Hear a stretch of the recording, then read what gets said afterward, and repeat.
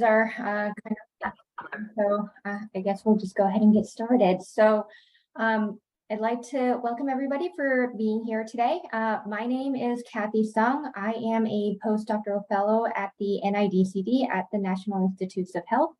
And I'm very happy to let you all know that we have RAISN with us today, Research Audiologist Information Support Network, to really tell us about what it is like to be a research audiologist and any sort of job opportunities that are out there. So we have 4 great speakers today, Dr. Mary Spratford, Rebecca Beeble, Maggie Miller, and Candace Manning-Quinn. And so I'm very happy to be introducing them today. And with that, I'll hand it over to RAISN to start the session. Thank you so much all for being here today. Well, we thank you, ARO, for welcoming us to contribute to your happy hour. We're really happy to be here to, not the happy hour, I'm sorry, the coffee hour. I'm thinking a little later in the evening, but the coffee hour. We are happy to be here at the coffee hour just to talk to you about careers in research audiology, what it is that research audiologists do, who can be a research audiologist, and what it's really like to work as a research audiologist. And in particular, at this session, we're focusing on working in research hospitals and in the military VA settings. And so just a disclaimer, the opinions that we're going to share today are our own and do not reflect those of our individual institutions. So I wanted to talk a little bit about RAISN, just so you have an idea about our mission and kind of our values as an organization. We are a grassroots volunteer organization. We started in 2016, just us research audiologists at Boys Town, figuring out that, you know, there's some of us that don't have as much support at different organizations where you might be the only research audiologist. There's not a professional home for research audiologists yet. So, you know, there's no one place where research audiology kind of lives. So we thought that there was a real need for us to kind of fill in and figure out if there's a way for us to create a network that we can better support folks and advocate for careers in research. And so right now we have hundreds of members, which doesn't sound like a lot, but they are all invested in research audiology. Our network consists of research audiologists, audiology students, clinicians, hearing scientists, postdocs. We are on Facebook, Instagram, and Twitter right now. So we have 3 main goals for RAISN. The first is to promote research audiology. You know, as a student going through my clinical training, my clinical AUD degree, I had no clue that research was even an option for me as a career. And so it's just nice for us to kind of get in place into these academic programs a little bit earlier to let folks know that this is something that you can do with or without a PhD. And so we have a summer Q&A series where we share something like we're doing today with students and clinicians who perhaps are aspiring research audiologists. We also reach out to academic programs like through NISHLA or the Student Academy of Audiology to touch base with students before they've progressed not too far, but before they've progressed in their academic career to the point where they, just getting inserted into their field before they graduate, knowing that that research is an option for them. And then also one big thing that we are doing is sharing job postings for research audiology careers. Again, without having one professional organization that we call our home, these research audiology positions are posted all over the place. And so we're trying to centralize them. And that is really nice to see for students, because you can kind of look at what type of opportunities are out there with an AUD, with an AUD PhD, or with a PhD, so that you have an idea of what type of jobs you might be expecting or looking at when you graduate. Another goal of RAISN's is to help us do some career development. When we go through our either clinical programs or our research programs getting a PhD, oftentimes there's training that we don't receive, that when we are in the real world working, we realize, oh, it would have been nice if we had something on project management, or if we knew something about data visualization before we became a research audiologist. And so we are trying to do some of those, or fill some of those gaps with webinars, the newsletter, and resources, and helping us connect with some shared resources across our network. And so hopefully we're able to provide some knowledge and resources to folks who are interested in working as research audiologists who haven't had that previous training in their education program. And then last, I mentioned resources earlier, but oftentimes there's stimuli or software or code that we're using for analysis that is really nice to share.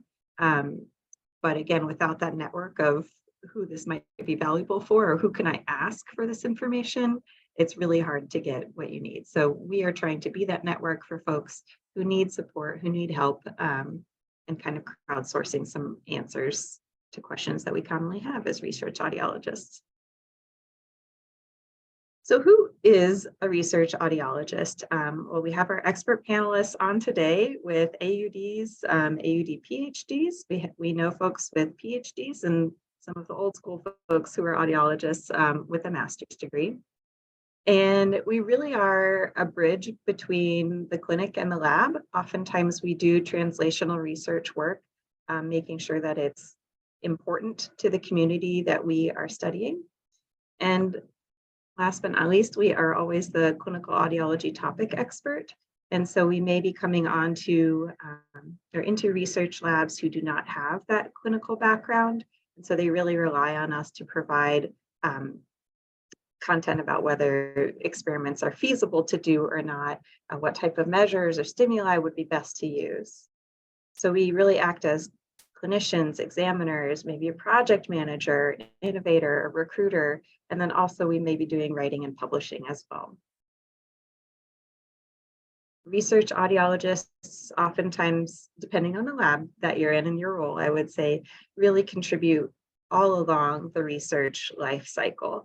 So from the beginning, providing input on designing studies, again, what stimuli you might be using, getting the project set up, kind of creating the infrastructure for a project at times. A lot of research audiologists are involved heavily in the recruitment of your participants, doing that community outreach, figuring out how to get the information that you need from databases, whether that's medical records, and then also doing coordination with clinical visits as well if you have access to a hospital system near you. Also acting as an examiner, collecting the data, making sure that it's of high integrity, monitoring your progress towards your study completion. So again, kind of some of those project management aspects.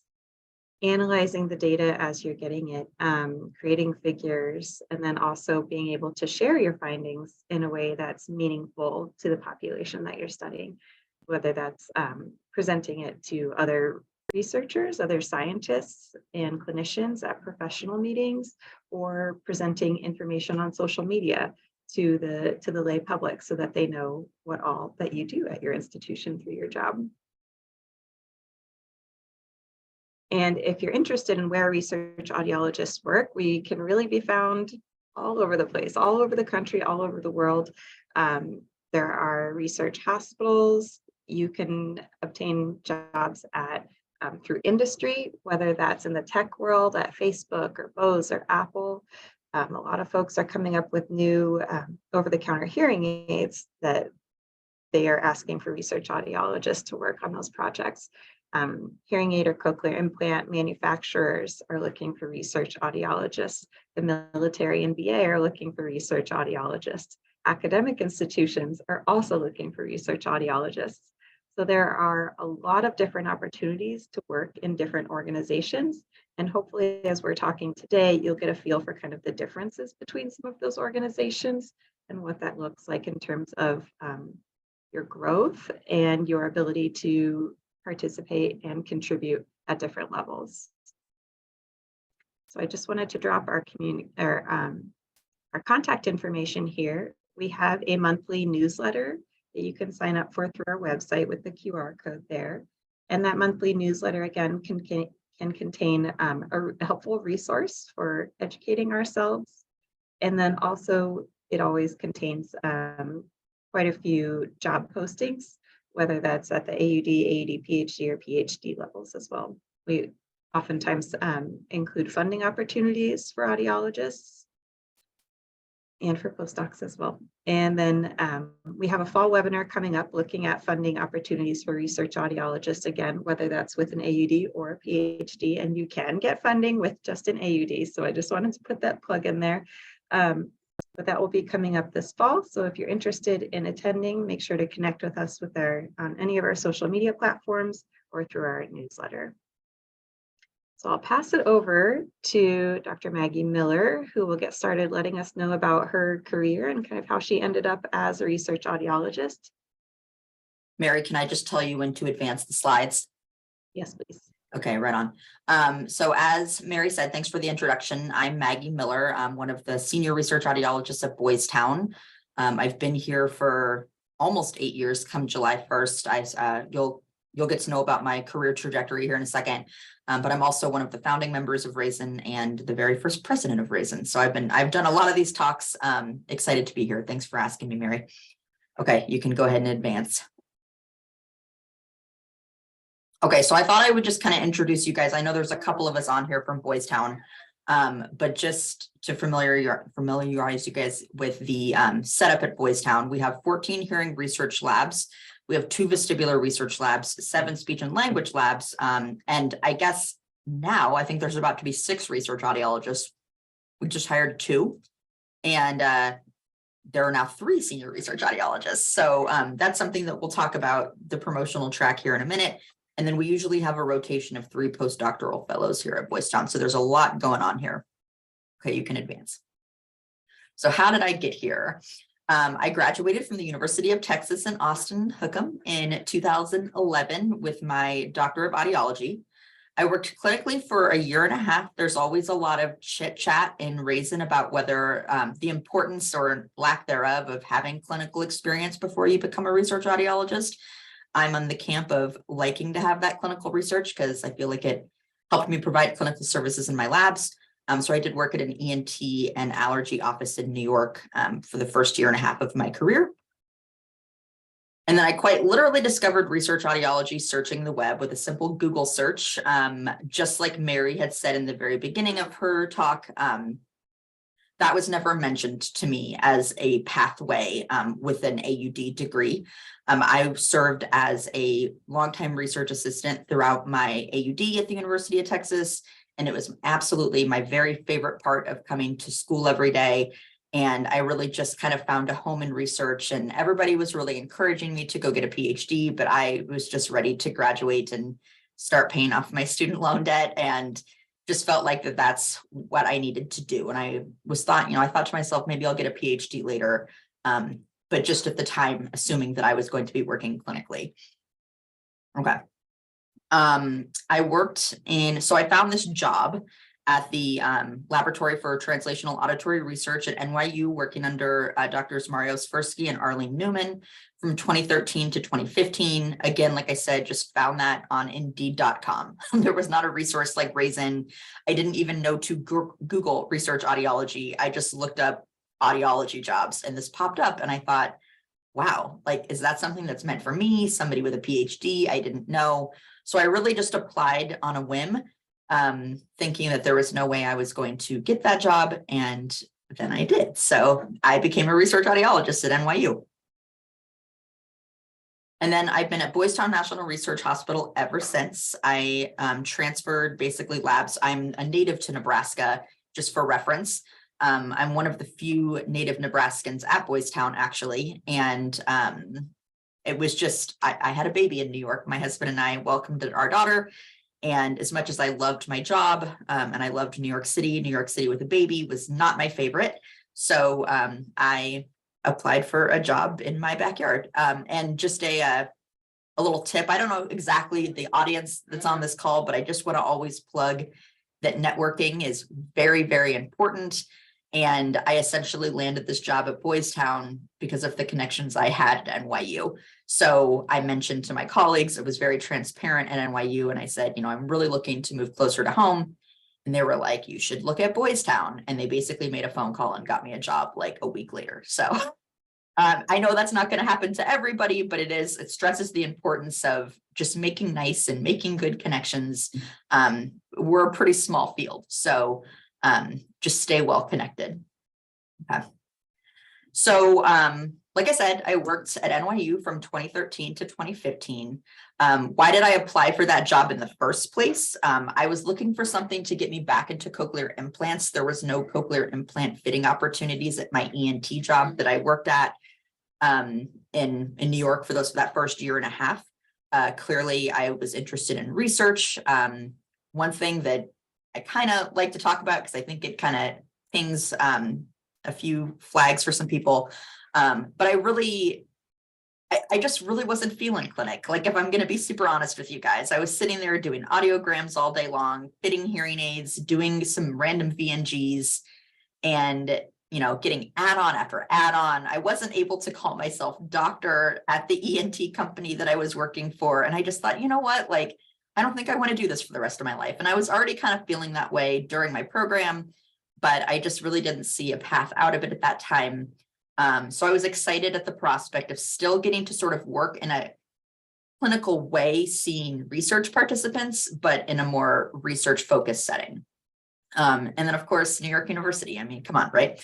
So I was hired primarily to provide clinical support to the lab. I did all of my recruiting by looking up the weekly schedule at the cochlear implant clinic there. And then I reached out to the clinicians and said, hey, would it be okay if I met with your patient after their appointment? I'm interested in them getting in my research study. So I served as that bridge from the lab to the clinic. And then I mostly at that job tested research participants and inputted data and that kind of stuff. And these are just a couple of examples of the papers that we produced during my time. Okay.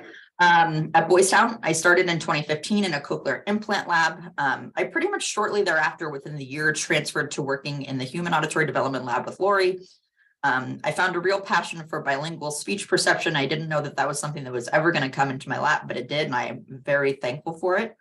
I would say at this job, I've taken on a lot more responsibilities, whether it's between managing the lab. I disseminate almost all of my findings, whether it be via a poster or a podium presentation or a paper. And I get to provide a ton more mentorship at this position than I did at my last one. I was the only research audiologist at NYU, which was another motivation for starting RAISN, because I know that I wasn't the only one like that at the time. And it's always nice to have some kind of an echo, a bit of a chamber to talk to. So, yeah, and then I've just had more opportunities for first author manuscript writing, and I don't know. I feel like I have a bit more autonomy as I grow into my position.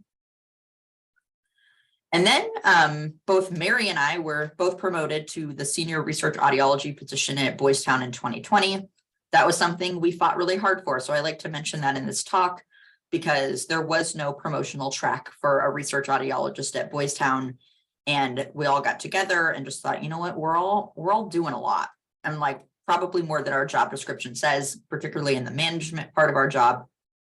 And it was really important to us to not just be able to, I couldn't wrap my head around at, 3 years ago, having only worked in the field for 7 years, going, oh, this is it. This is all I'm ever going to do. And this is the only advancement I could ever make, when I saw all these other scientists advancing in their careers. And I just thought, this isn't right. We need to get this going. And we had support from our administration at Boys Town to get that promotion in place. And so I know Mary and I were very honored to be picked by our research peers to be promoted.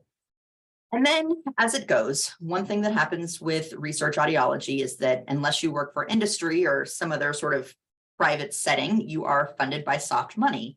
And so there is a risk being involved in something like that, maybe you get hired on as a research audiologist right at the beginning of a 5-year grant cycle, but then when that ends and, the funding didn't roll back in, then you do have to figure it out with hopefully the help of your institution. That's exactly what happened to me. And so I chose to take it as an opportunity to learn something new. And I've been working in Dr. Chris Decker's lab since last January, studying spatial hearing in our anechoic chamber. So I feel pretty lucky that I get to learn new things all the time and work with 2 really great minds. And they're pretty different labs, but there is crossover, so that works for me. But it's been a fun experience to try something new. Okay, so I just thought I'd put in the slide. People always want to know, like, oh, do you really get to publish papers? Do you really get to do the posters and all that stuff? And the answer is yes. So I worked clinically for a year and a half, 9 years, almost 10 years in research now. I've worked across 4 different research labs. I've published 12 manuscripts. 3 of those have been first authored. I presented 16 posters. 4 of those just happened at ASA last week. So that was a big jump in my numbers. And then I presented 6 podium presentations over those last 9 years. So it's been a fun ride. I'm excited for the future too.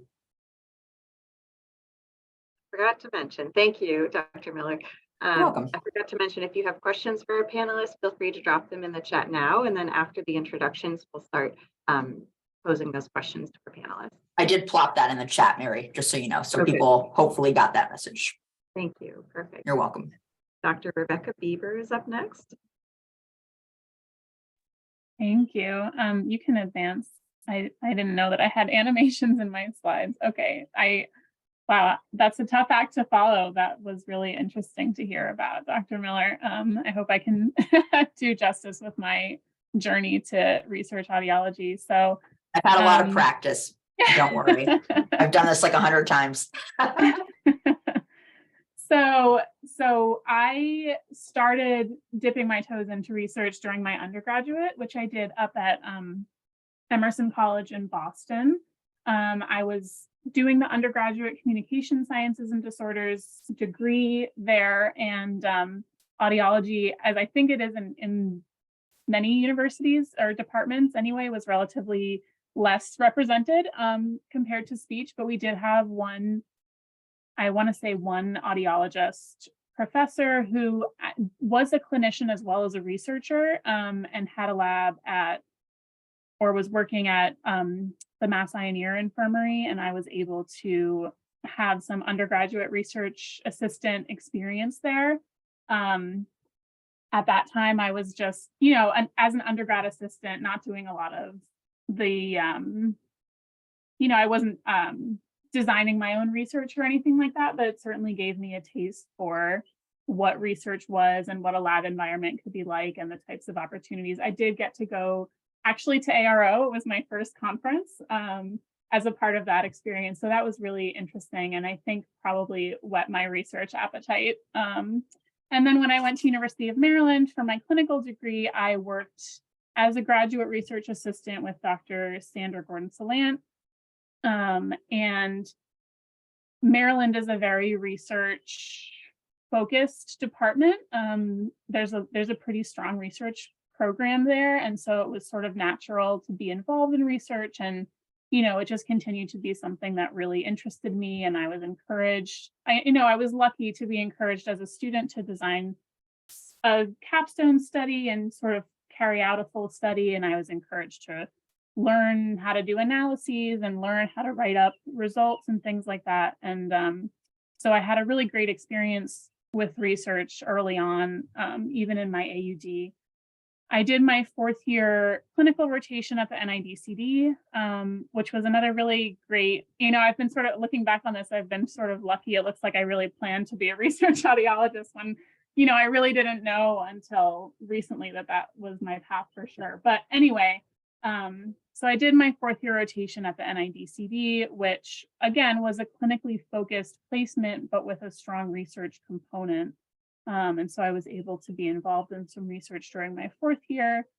And sort of during that 4th year was being heavily encouraged by Dr. Gordon-Salant and some others to stay at Maryland, get the PhD and continue on. And ultimately that's what I ended up doing.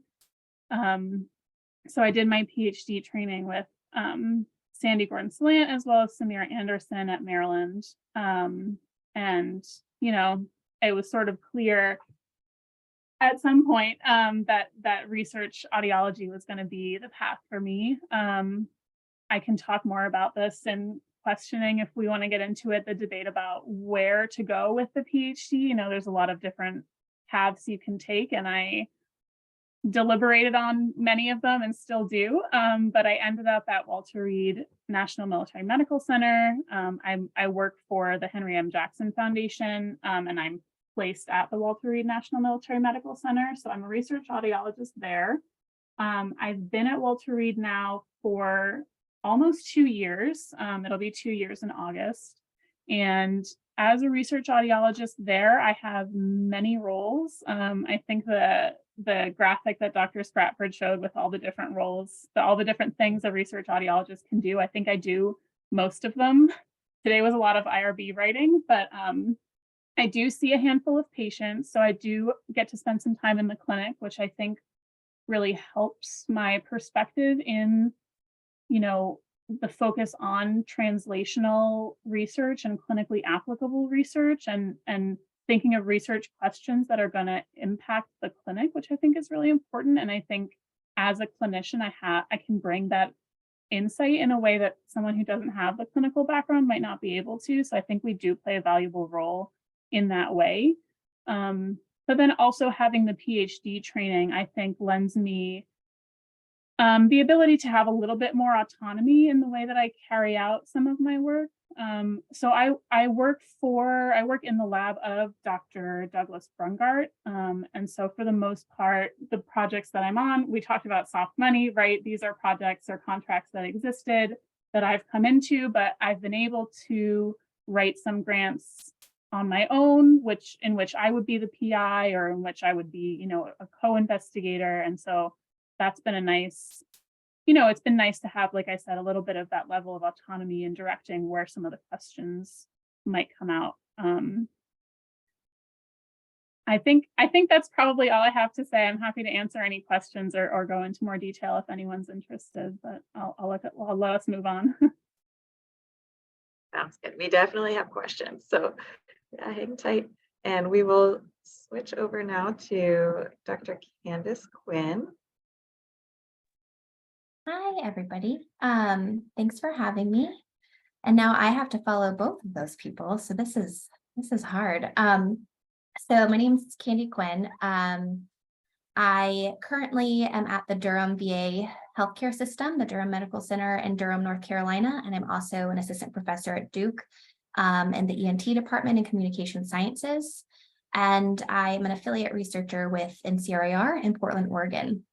Next slide.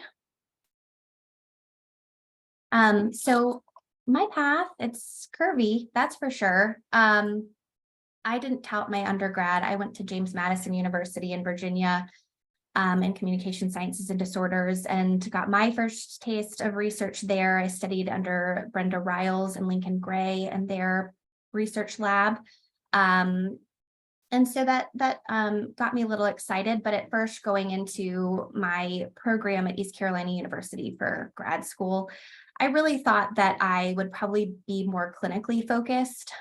Going in, I was very excited about vestibular work. And so I worked with several mentors and landed with Dr. Sherry Jones, who is now the department chair, or I believe she's more than department chair now, but at University of Nebraska.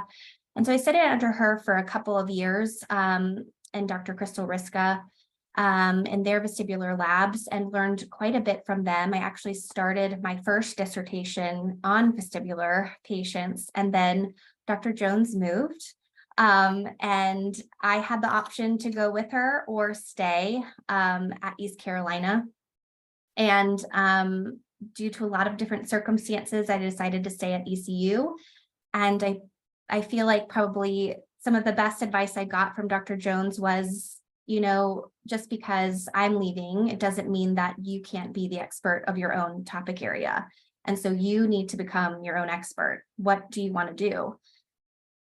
And so I decided, I was working on a grant with her, and they were seeing a lot of Marine Corps veterans and active duty from Camp Lejeune, that's close to East Carolina. And we were doing a lot of vestibular testing for some of Dr. Crystal Riska's work, and I would observe and help out. But a lot of their complaints, they were there for balance and dizziness disorders due to their service connections. But the primary complaint that they would have every single time was, I have this sound in my head that I cannot get rid of. And so that piqued my interest. And I decided I loved vestibular, but I really wanted to maybe pursue tinnitus even more. So after my first dissertation fail, I started it and then restarted under the mentorship of Dr. Greg Givens and Dr. Deb Culbertson, and neither of which were tinnitus experts, if we can say they're experts for tinnitus. But they both had a wonderful background in oral rehabilitation, which really helped me. They really provided a lot of great background in how to view clinical management and treatment for tinnitus. And so my dissertation, I studied a sound therapy called notch-noise therapy for tinnitus on a group of individuals within the community. And I created an app that basically created an oral rehabilitation program for them while studying the treatment therapy. So I was at East Carolina. I graduated in 2014 with my AUD PhD. And towards the end, I think I decided after my 4th year, I loved clinic, but at the same time, I wanted something a little bit more versatile. And so Dr. Culbertson said, if you want to do research, jump into a postdoctoral fellowship. If you even think you want to do it, you got to try it. And so my first postdoc was with the U.S. Army Research Lab, which is actually right down the road from Dr. Bieber. It's in Aberdeen Proving Ground, Maryland, and it's such an interesting site. It is an active proving ground, meaning that they do bomb testing on the hour. So it's a really amazing community, and that was a really wonderful opportunity for me. I was there for exactly a year. I studied under Dr. Angelique Shrine, and there I kind of looked at active duty military personnel and their speech perception with those who have chronic constant tinnitus. And I was testing out different headsets for them. So I was looking at air conduction headsets that were really designed for special op systems. And then I compared those to over-the-counter bought bone conduction headsets, and just to see what the speech perception was for individuals who would complain of tinnitus complaints that affected their hearing. So that was a really interesting study that I did there, and got to publish that for hearing research after that first postdoc. Throughout the time when Dr. Jones told me to become my own expert, and I studied and studied and studied tinnitus and everything I could get my hands on, because I only received really a lecture about tinnitus in my program, I really just found that I was interested in more translational clinical research, and I was very in tune with certain tinnitus researchers around the country and around the world. And one in particular, I just really, I found was extremely impactful, and that was of the work of Dr. Jim Henry at National Center for Rehabilitative Auditory Research, NCRAR, in Portland. This is, to this day, this was probably something I will never forget. I remember thinking, like, this is, to me, the Beyonce of our field in tinnitus. And I reached out to him. I sent an email not knowing him, and he responded in an hour and said, do you have time to chat tonight? We had a 3-hour phone conversation that day. He interviewed me and then hired me that moment, and basically said, well, would you move to Portland? And I was so ecstatic and excited. The only thing that came out of my mouth was, I have a dog. And he said, he laughed and was like, well, bring your dog. And so I moved after my first postdoc in Aberdeen, and I went to NCRAR and was there for quite a bit and studied under Dr. Jim Henry and that wonderful team there. You know, the center there is just full of amazing researchers, amazing research audiologists and coordinators and assistants. And it's a VA center. So it's a R&D center, and they used to call them centers of excellence. So the VA houses a lot of different kinds of centers that focus on different comorbidities that veterans experience after service. And so NCRAR is our hearing research center for the VA. I was there from 2015 to 2021. And throughout that time, Jim mentored me, and I started as a research audiologist and ran multiple of his studies, got to work with a lot of different collaborators. And, you know, it was just really important to have a mentor that provided you those opportunities and those experiences. And you kind of still have a safety net to fall back on from learning with them. And then the whole time I was applying for little grants here and there, little opportunities, until he said, I think you should start thinking about career development awards within the VA. And so CDAs, as we call them in the VA, are basically parallel to K awards.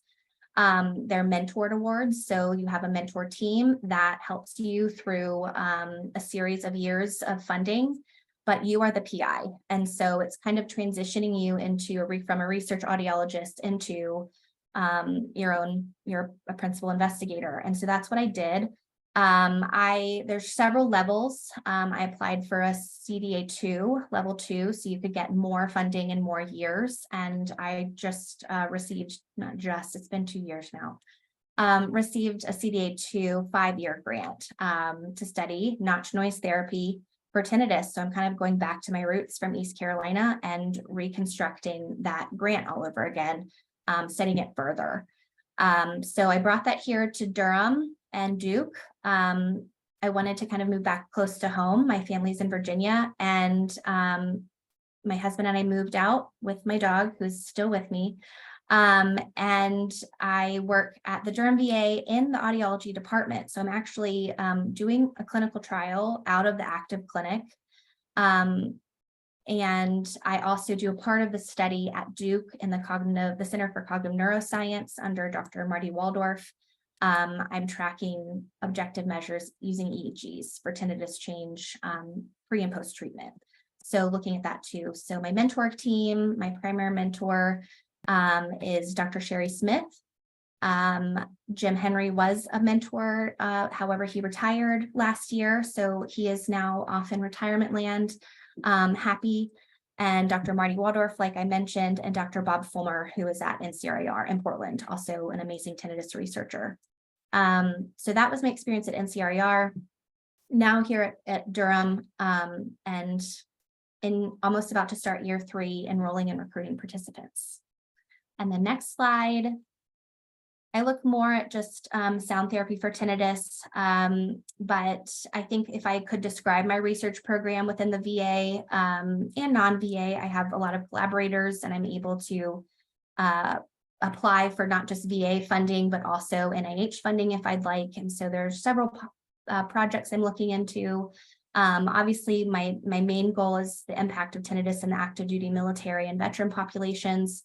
Within the VA, tinnitus is the #1 service-connected disability, #2 being hearing loss. And so it's a very exciting and interesting population to study. The veterans obviously have been through some very unique situations, noise exposures, and have many comorbidities that tinnitus oftentimes seems to trigger those experiences. And so looking into that, I studied psychoacoustic measurement and evaluation, looking at a lot of automated systems, app-based systems, algorithmic approaches to kind of transitioning that into clinic. And again, EEG and AEP objective measurements. I look at sound therapies and hearing aids as tinnitus treatment. And Dr. Bieber, we need to talk because I'm also studying low gain hearing aids for tinnitus patients who have normal or mild hearing loss. And then I also study progressive tinnitus management, which is the VA's research-based system for tinnitus management. So I will leave it at that. Yeah, thank you. Excellent. Thank you for sharing. I love how we've got the idea from inception all the way to implementation. So it's really exciting that you were doing it all. Let's see, we have some questions here from our audience, and we will start with one that I also have on my list here about, we mentioned earlier that some of our skills are not necessarily taught within our academic programs. So in particular for folks who are starting with an AUD and who are not going back for their PhD, is there any type of formal training or informal training that you would suggest to get people prepped and ready for a research audiology job? And is that even an option to work as a research audiologist with an AUD in your organization? Suppose you're looking at me, Mary, or everybody. We'll start with Maggie and then go to Rebecca and then Candy. Yeah, so I can really only speak to the experience that I got in graduate school that I felt like kind of launched me into this. I did not have an opportunity to do research in my clinical position. I was working, like I said, clinically at an ENT office, so that wasn't an option. But I think I think the main reason, or one of the big reasons I got invited to take that job at NYU or accepted that job at NYU was because I did have a lot of experience in cochlear implants during my externship. So I didn't really talk about my externship at all. That is something that I kind of usually would like to talk about in one of these talks, but basically I worked at a neuro-otology private practice during my externship in Austin, Texas. I didn't go get some like big fancy externship that had a research component at all. But I was able to do just a wide variety of evaluations and assessments, seeing everything from kids to adults and cochlear implants to hearing aids, VNG, oral rehab. Like I was doing all sorts of stuff. And so I know that one of the big reasons I was hired at NYU in my first research audiology job was because I had that experience in both a research lab as as a graduate student and my research or my experience with cochlear implants during my externship, where I think kind of the big 1-2 punch. If those opportunities aren't afforded to you, I know that there are a lot of students that come through the T35 program, for instance, who the reason that they come to Boys Town or Vanderbilt for that experience is because they were not given research opportunities in graduate school. They didn't become a research assistant or didn't work on a capstone or something like that. And so there are opportunities for that, like whether it's through the T35 program or, Mary and I always talk about, if you don't have those opportunities, go seek them out in other departments in graduate school. Like you can become an RA in a psych department or anywhere really. You can participate in studies in other departments, participate in studies that are happening in your own department. In terms of if you're already employed clinically as an audiologist and you haven't had any of that experience, I'm not quite sure what to say there. I feel kind of bad that I don't know what to say. Mary, do you have any advice on that? I do know that this is an identified problem that the NIH, the NIDCD is trying to sponsor with a new research grant called an R25. And so there are folks working on providing research experience for existing clinicians, similar to the T35 program that Maggie was talking about. So it may be hard to kind of get your foot in the door, but I would say if you know of organizations that are doing research close to you, see if you can kind of tag in and see if there's any way for you to be involved as a clinician. That's a really hard ask some places to get your foot in the door. But the first step is just to let folks know that you're interested. I saw a little hand raised from Bella. Do you have something to add to this? I mean, I'm still a student, but I had a supervisor that participated in research at the private practice she was working at. So she just saw like the participants and like gave whoever the like research data. So maybe clinical audiologists can get involved that way and just seeing the patients in that side and coordinating from afar. Sure. Just to add on to that, I came in a little bit late, but I got my AUD in 2021. I'm doing my PhD now. There's a lot of stuff that you can learn online too with like Udemy or YouTube to like work on coding and data analysis. So like if you have your own participants or you have data that you can already generate, there might be a way to kind of pilot some things even in your own clinic.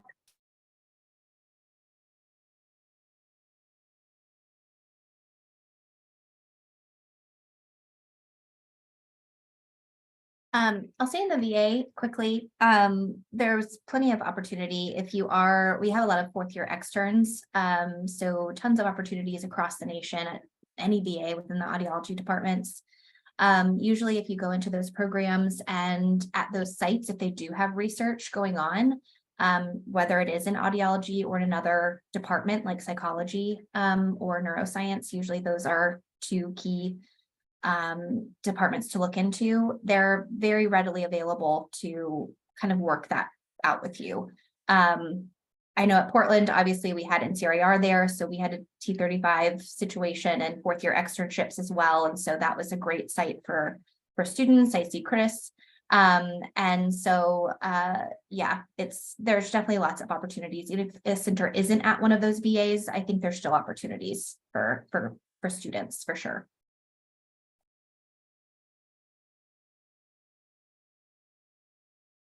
Question for Candy and Rebecca, how did you choose whether to do a simultaneous AUD PhD versus the AUD first, then the PhD? So at University of Maryland, when I started my AUD, there wasn't really an AUD PhD combined program. I know they sort of have that now, and I think one or two people have gone through it. So I didn't really have much of a choice. But I will say I was able to sort of take advantage of the program that they were building in that continuing on at Maryland rather than going to another university to start a PhD fresh. I was able to use some of my AUD training and capstone project to fulfill some of the PhD requirements. So there wasn't a big choice for me, to be honest. And then for me, I'm the opposite. I did not have a choice, but ECU was an AUD PhD program only. And so they were not split at the time when I entered. I got into other AUD programs, but I don't know. I can't tell you why I decided to go after a PhD at that moment. Maybe I was naive, dumb, I'm not sure. But I did it, and I was told, though, by many professors there that if you're going to do it, particularly in hybrid and going straight in from a bachelor's degree with no master's in between, that you really need to pinpoint what you want to do. You need to have an idea. You can't kind of just go in and figure it out. And, it's a lot of work, and it's a lot of time and energy on your part and your professors and mentors' parts. And so I think I would just make sure that if you're thinking about going in, that you have a really good plan, you have a good project in mind, and yeah, be prepared. One more question for Rebecca and Candy about postdocs. So you each have touched on this a little bit, but can you tell us a little bit more about your mindset approaching the postdoc or not? Why you decided to go directly into the job market, Rebecca, and why you chose to do a couple postdocs to kind of get some more experience? So I think I mentioned during my little intro, there are a lot of paths you can take, and I did a lot of weighing. And so I was considering a postdoc. I was a little bit limited in my decision-making because for various reasons, I sort of needed to stay in this geographic location. But I actually, someone spoke to the power of networking. I had some connections at Walter Reed, and so I had reached out to them to kind of probe if there were postdoc positions available, and that conversation evolved into me just taking on a full-time position there rather than a postdoc. I think both can have benefits. I think it sort of depends on what the goal is. And I think one of the main strengths, as I think Candy mentioned, of doing a postdoc is learning something new, right? Whether that's a new topic area, a new skill, something like that. And having some dedicated mentorship provided to you. I guess I just played it up or made it sound really nice, and then I didn't do it.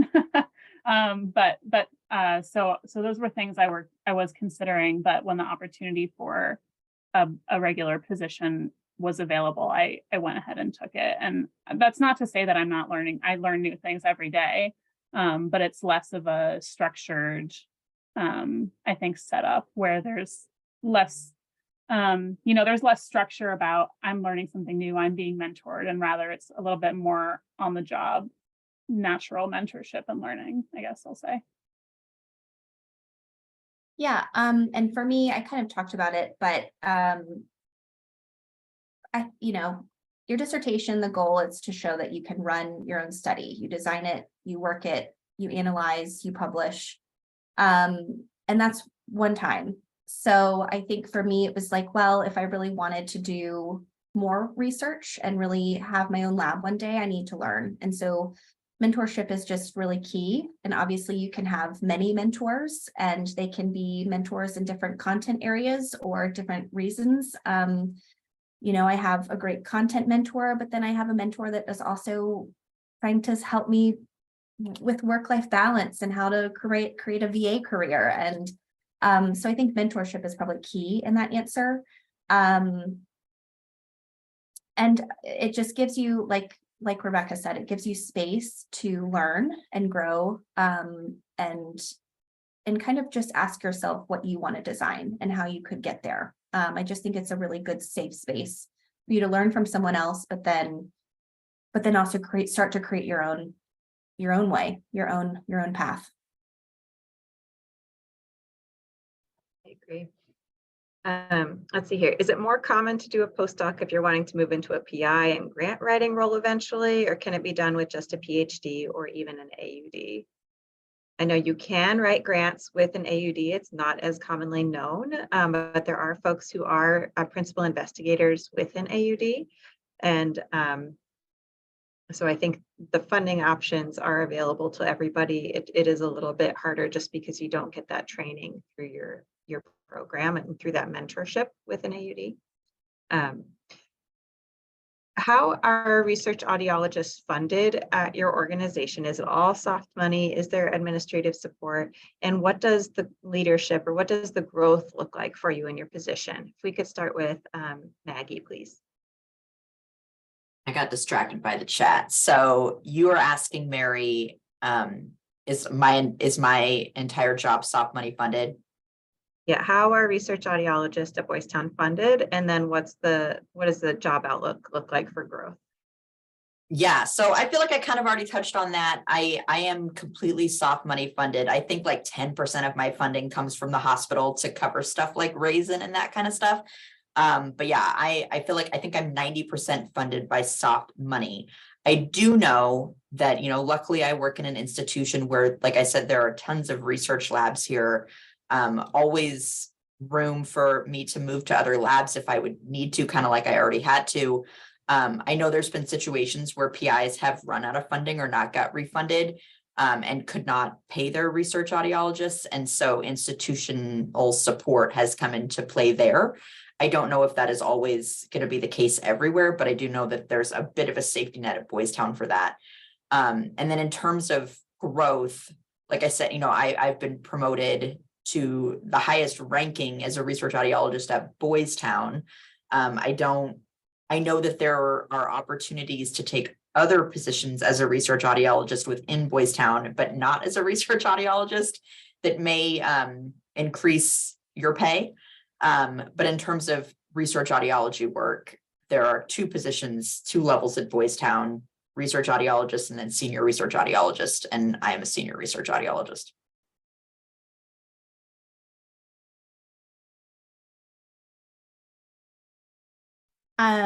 Within the VA at NCRER, it was kind of the same situation as Boys Town. So yes, I was on soft money for the time that I was there until I got my own grant, which that in turn is kind of soft money as well within the VA with the CDA program. Because I'm a clinician scientist, I applied as a clinician. And so therefore I was able to, I get my grant and I'm basically, with a lack of better terms, buying out my time from clinic.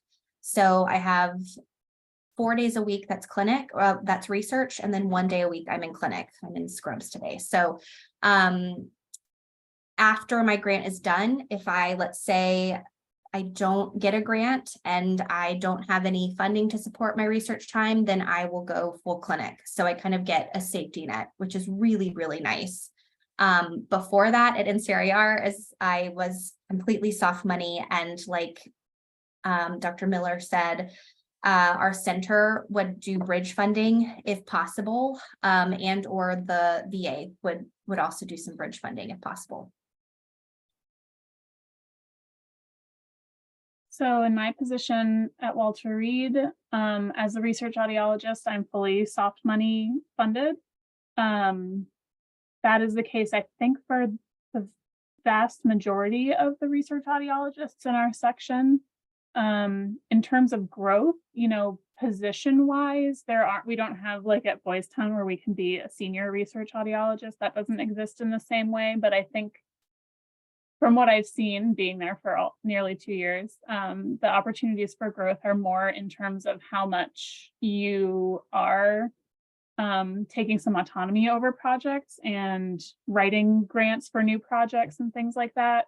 And I think that's maybe not something that comes as formally or as, set in time as something like a promotion, but rather that's something that sort of happens gradually as you get deeper into, more experience in the section, more familiarity with what the projects are and what your interests might be.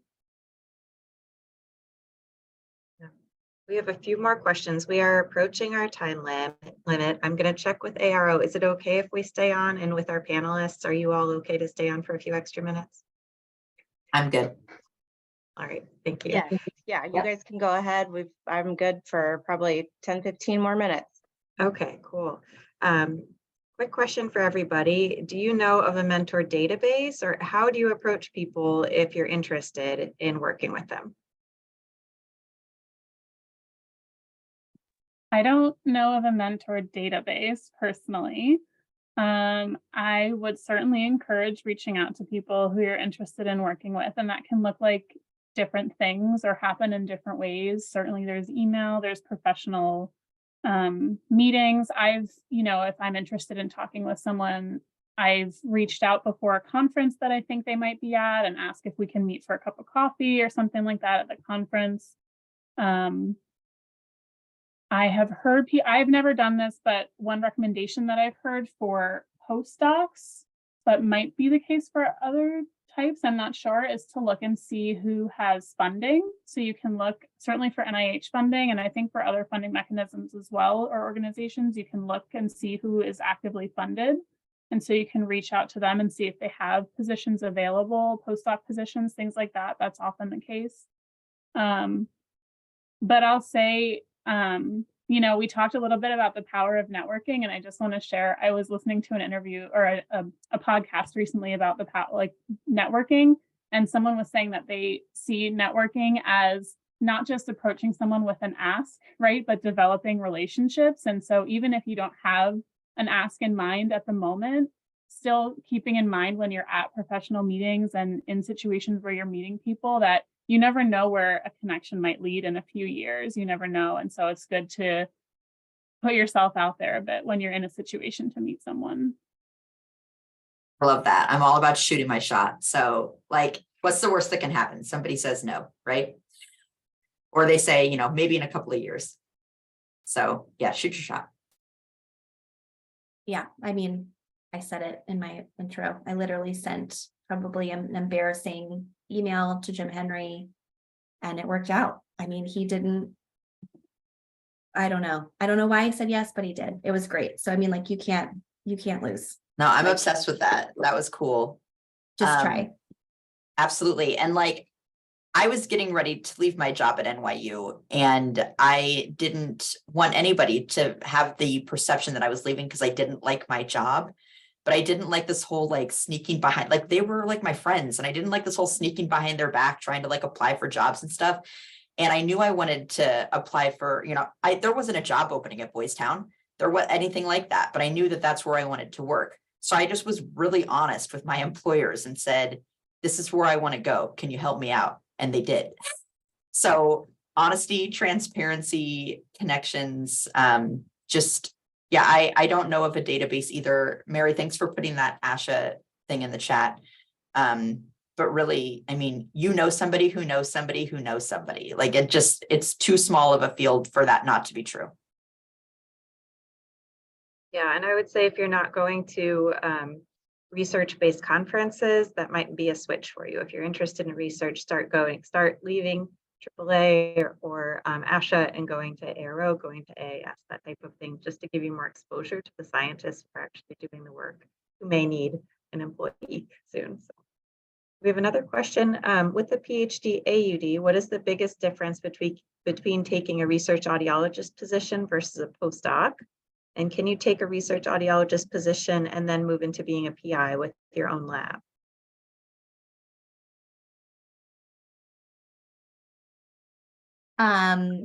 Okay, so two-parter. First parter, the biggest difference. Honestly, I didn't find that much of a difference between postdoc and research audiologist. In fact, they would often they would label me as a research audiologist, and then I'd have to ask, am I still a postdoc? And they'd say yes. So I think it's for me within where I was. It was the same thing. I was running a lab. I was still collecting data, but I was still writing grants, writing papers, all of the things that a postdoc would do. And then the second part of that, with that, it may be different where you are. Where I was with my experience, it was very similar. Some postdocs will be very research focused, and you are assigned to one particular job. For me, I was hired on a grant so that I could have that postdoc opportunity. So I was working the job and then also getting mentored. The second part, can you take a research audiologist position and then move into being a PI with your own lab? I mean, I'm kind of doing that. So yes, started as a research audiologist, and then with my time continued to write grants, hoping that one would catch, and it did. And so, yeah, I think you can for sure. I think I want to be really clear, just in case it wasn't, with my AUD, I didn't, since I didn't get a PhD, there was no postdoc involved whatsoever. I transitioned from being a clinician straight to a research audiologist. I don't want anybody to get that twisted, since there's 2 AUD PhDs on this call and just one of me. So there was no postdoc involved with me.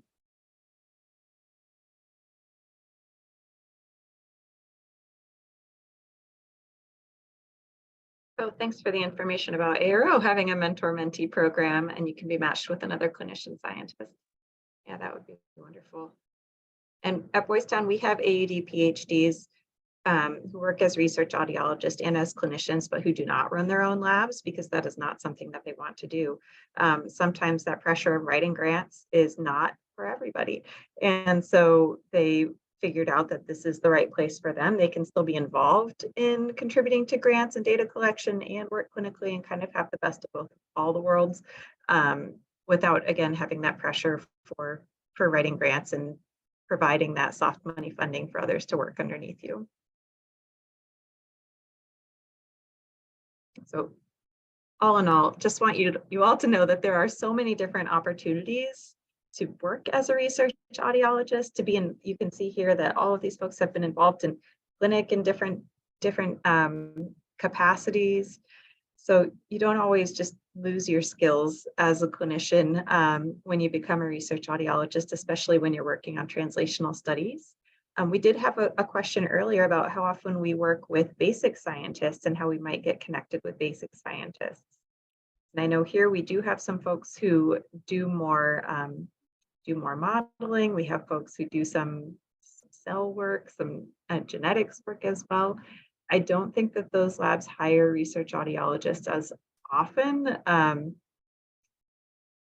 That's my understanding anyways, just because of the nature of the work. It is less on the human interaction side, I suppose. But I know there are some folks working on genetic studies and working with animal models that are research audiologists as well. We just had a research scientist here do a TIMP on a mouse for the first time the other day. So she's very proud of herself for that. But yeah, that's my understanding anyways. Yeah, I think you would want to look at the lab and the specific PI that you're interested in learning from. Like I said earlier, Sherry Jones was basic science research, and so she was doing a lot of genetic modeling with vestibular genes in mice. And but that was a particular lab. So I think you just would probably reach out to that particular PI.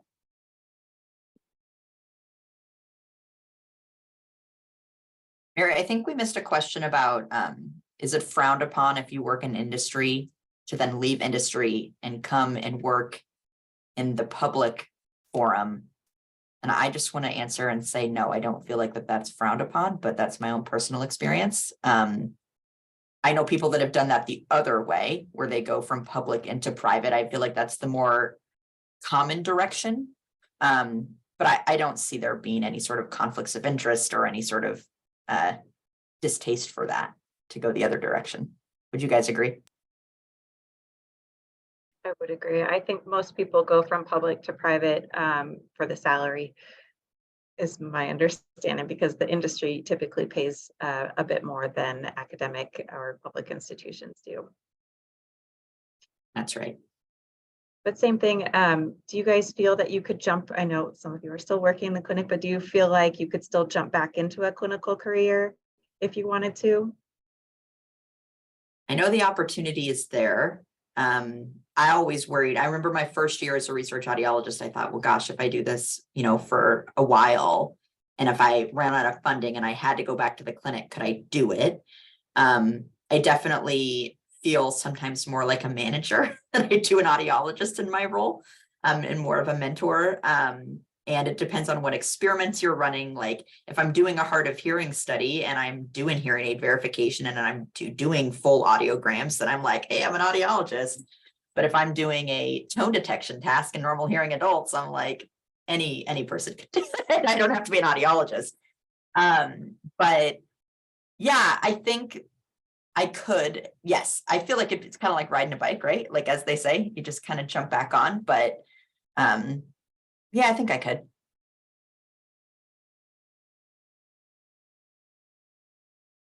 I would agree. I think you have that foundation, those skills that you learned in your training in your 4th year, and you have the tools to refresh yourself on what you've missed. Since my training, hearing aids have changed dramatically, but I have those foundational skills that I can then go back and catch up and be up to speed. So I think so. I don't think you lose it.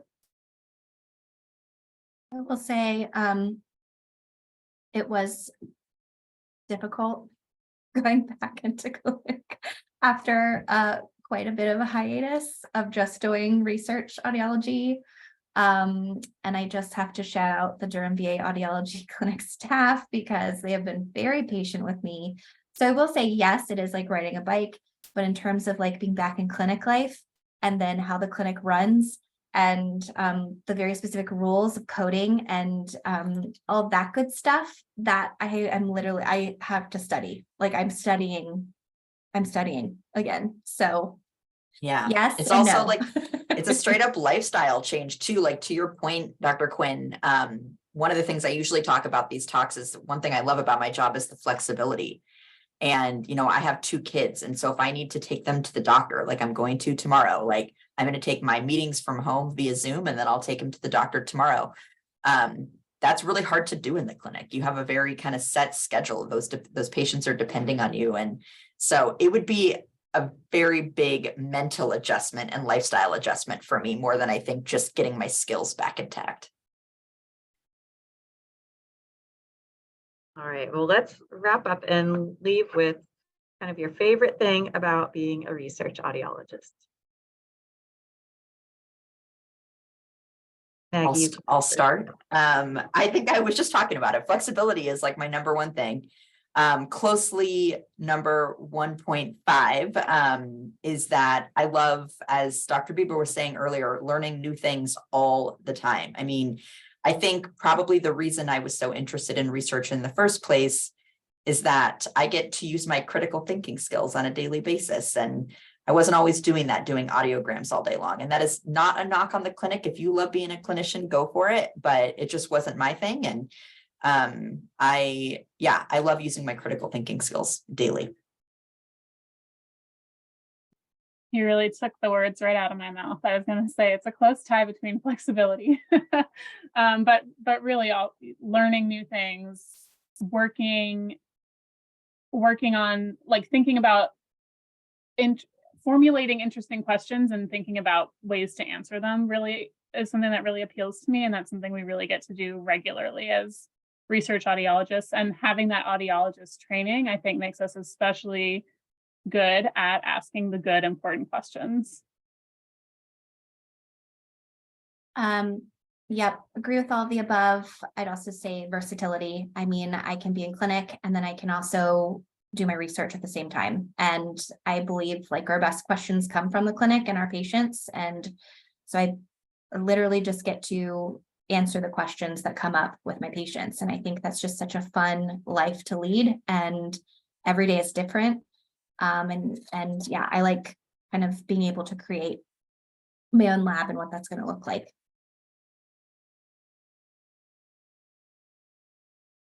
Wonderful. Thank you all so much for providing your insight into what it's like being a research audiologist. We've all provided our emails in the chat if anybody has a follow-up question for us.